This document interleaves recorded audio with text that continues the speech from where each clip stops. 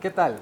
Diputados fabricistas y del partido Unidad Social Cristiana impulsan un proyecto que amenaza con generar controversia en el Congreso y en la opinión pública. Estamos con Esteban Oviedo, él es editor de la sección de política del periódico La Nación, que nos viene a contar sobre este proyecto que está tomando forma en el Congreso. Bienvenido, Esteban, ¿cómo estás? Hola, muchas gracias, Matu. Bueno, contanos, ¿qué es lo que propone este proyecto? Sí, básicamente es un proyecto que no está presentado todavía, es un borrador. Lo estaban promoviendo este martes, estaban recogiendo firmas. La diputada Ivonne Acuña del bloque Nueva República decía que ya tenía 24 de 57. 24 firmas. Sí, principalmente de Nueva República, de la Unidad. Decían que también tenía unas firmas del PLN, tenía unas firmas del PIN e incluso una del PAC. Y del Republicano Social Cristiano. Y lo que plantea el proyecto es de crear una figura civil para legalizar las uniones de personas homosexuales, en vez de reconocer la figura del matrimonio que ya existe en el Código de Familia. Y el argumento que ellos dan es que no estamos en momentos de crear más polarización social. Hablan de no generar innecesarias polarizaciones sociales y que la figura que más se adapta, dicen ellos, a la necesidad de las personas homosexuales es una unión civil. Pero esto estaría contradiciendo ya resoluciones de Sala Cuarta y resoluciones incluso de la Corte Interamericana de Derechos Humanos. Sí, aquí es muy importante porque tenemos que analizar el fallo de la Sala Constitucional de Costa Rica finales del año 2018. Entonces, aquí es mejor que seamos muy precisos con este tema. Sí, correcto. En agosto del 2018, la Sala Constitucional declaró inconstitucional el inciso 6 del artículo 14 del Código de Familia. Este artículo es el que dice que se prohíbe el matrimonio para las personas del mismo sexo. Y a su vez, por consecuencia, también se prohíbe el reconocimiento de la unión de hecho. Porque el matrimonio heterosexual es legal en el país y además el reconocimiento de la unión de hecho y todos los derechos que eso conlleva para cualquiera de los dos cónyuges. Entonces, esa restricción quedó eliminada por Sala Cuarta. Aquí hay que verlo con detalle. La Sala dice que el artículo es inconstitucional y dice que esa norma se traduce en una prohibición que niega el acceso al matrimonio con base en la orientación sexual de las personas, al igual que el reconocimiento de la unión de hecho. Pero la Sala, en la ampliación, cuando redacta la sentencia, dice, pero reconocemos, dicen los magistrados, que el ordenamiento jurídico existente fue diseñado para parejas heterosexuales. Entonces, le da al Congreso 18 meses para ajustar la legislación, porque revisa jurisprudencia internacional, revisa casos de Colombia, casos de Chile, casos europeos, en donde se da cuenta de que muchas veces se concedió un derecho constitucional a una persona o a un grupo de personas y en la práctica nunca se les otorgó, porque si bien existía una inconstitucionalidad, las leyes nunca se adaptaron. ¿A qué tipo de leyes se refieren? Por ejemplo, la ley de violencia doméstica, por ejemplo, temas de adopción también. Por ejemplo, otro de los ejemplos era el concepto de jefe de hogar. O sea, cosas que están reguladas para el matrimonio heterosexual. En otras leyes, la Sala dice, necesitan ajustarse estas otras para garantizar un pleno derecho del matrimonio homosexual. Pero entonces aquí es donde vienen las dudas, porque este grupo de Nueva República y la Unidad Social Cristiana dice que la Sala nunca dijo que tenía que que otorgarse la figura del matrimonio, sino que esa era una de las figuras. Una de las figuras. Es el alegato de ellos. Sí, pero entonces ahí tenemos que ver con detalle lo que dice la sentencia. Y la sentencia de la Sala Constitucional recoge lo que dice la opinión consultiva 2417 del 24 de noviembre del 2017 de la Corte Interamericana de Derechos Humanos y la transcribe literalmente.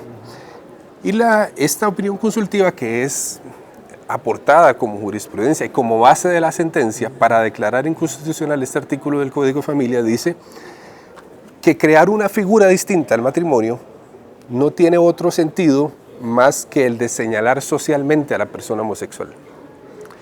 Dice que es estigmatizante, que crear una figura distinta lo que haría es señalar las parejas normales y las parejas anormales.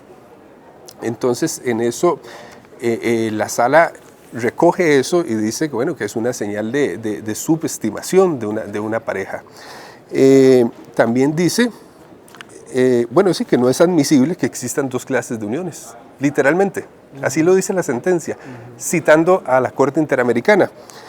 Reconoce que el contexto social ha evolucionado porque en el pasado la sala había rechazado declarar inconstitucional este artículo. Es hasta que surge la consulta del gobierno de Costa Rica a la Corte Interamericana. Dice que el criterio de orientación sexual no puede ser usado para no otorgar un derecho y que se debe garantizar el acceso a todas las figuras ya existentes en el ordenamiento jurídico sin discriminación frente a las parejas heterosexuales. De manera que es muy dudoso el argumento que están poniendo estos dos partidos.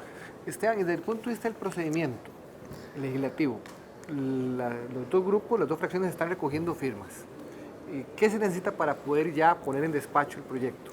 En realidad no se necesita mucho, digamos, un diputado solo puede presentar un proyecto de ley, con eso no hay ningún problema. Lo que están buscando es una demostración de fuerza, una demostración de que un proyecto que llegue con 25 firmas, 30 firmas, o sea, ya estamos hablando de más de la mitad del plenario, sería un proyecto con muchas posibilidades de avanzar. Y bueno, los compañeros de la sección de política consultaron a otros diputados sobre ese tema. ¿Qué ambiente tiene el proyecto en otras fracciones? Bueno, Ivonne Acuña dice que tiene un gran apoyo, ¿verdad? Pero, por ejemplo, me llamó la atención que el jefe de fracción de Restauración Nacional, Eduardo Cruikshank, que es el partido del cual salió Nueva República, cuando se dividió, ¿verdad?, entre los fabricistas y los restauracionistas, Eduardo Cruikshank dice que tiene dudas de que sea constitucional el proyecto, que lo tiene que revisar, pero que le genera muchas dudas. Y dice después Ivonne Acuña que frenaron la presentación del proyecto porque necesitan conversar con Restauración para estar seguros. Bueno, igual lo pueden presentar hasta con una firma, como dice la ley, pero sí lo frenan esperando hablar con Restauración Nacional. Luego, el diputado del PAC, Enrique Sánchez, que se opone a esta iniciativa, lo que alega es que vienen las elecciones municipales de febrero del 2020, estamos a 4 meses de las elecciones, ya la campaña empieza este 2 de octubre oficialmente y que entonces quieren plantear sobre la mesa un tema para buscar votos, para solidificar una posición con base en un tema como este. Bueno, ese es el argumento de ellos. El tema del matrimonio igualitario también calentó mucho la segunda ronda y la primera. De la anterior campaña electoral. Sí, bueno, ese es el argumento de Enrique Sánchez. Y también la primera ronda, correcto. Ese es el argumento de Enrique Sánchez, porque perfectamente Nueva República de la Unidad podría alegar que no, que lo están haciendo porque el plazo de 18 meses que otorga la sala se vence en mayo, si no me equivoco. Mayo 2020. Mayo 2020. Entonces, en mayo del 2020... Si la Asamblea Legislativa no ha tomado ninguna acción para modificar esta serie de leyes, el artículo, el inciso del que hablamos del Código de Familia queda derogado automáticamente. Y con base en ello, ya el Consejo Notarial puede recibir los matrimonios homosexuales que celebren parejas ante abogados, ante notarios, y estos pueden ser inscritos ante el registro. que de acuerdo con lo que ha publicado la Nación, ya hay lista de espera. Sí. Ya hay parejas que han hecho la solicitud y están en la lista de espera, digamos. Bueno, Esteban, pues muchísimas gracias. No sé si hay algún detalle que vos consideres importante también rescatar de este proyecto, de esta iniciativa. Sí, hay que verlo todavía más en detalle porque tiene cosas que vale la pena discutir. Por ejemplo, o al menos que el público las conozca. Por ejemplo, si un costarricense o una costarricense se casa con un extranjero, este extranjero tiene todo el derecho a ser reconocido como costarricense. Pues este proyecto establece que si una persona homosexual se casa con un extranjero, este otro extranjero no podría acceder a la nacionalidad costarricense. El proyecto... Este proyecto, sí. Entonces ahí sí hay una disparidad de derechos, otra disparidad gigantesca. Las personas heterosexuales, si tiene un hijo y uno de los dos cónyuges fallece, bueno, evidentemente que el otro cónyuge se queda con la custodia del hijo. Pues este proyecto establece que no, que se tiene que buscar otra cadena de posibles receptores del menor. El padre biológico, la madre biológica, los tíos, los abuelos, hasta el PANI. En vez de darle la custodia a la otra pareja, a la que queda viva, al sobreviviente. Entonces tiene cosas muy cuestionables. De verdad que muy polémico, ¿verdad? Bastante. Bueno, pues te agradecemos mucho, Esteban, por el tiempo y estamos seguros de que la sección de política va a estar muy pendiente del desarrollo de esta información. Y también los invitamos a ustedes a seguir con La Nación, el desarrollo de esta información y otras sobre el acontecer nacional e internacional. Soy Ronald Matute, hasta el próximo contacto.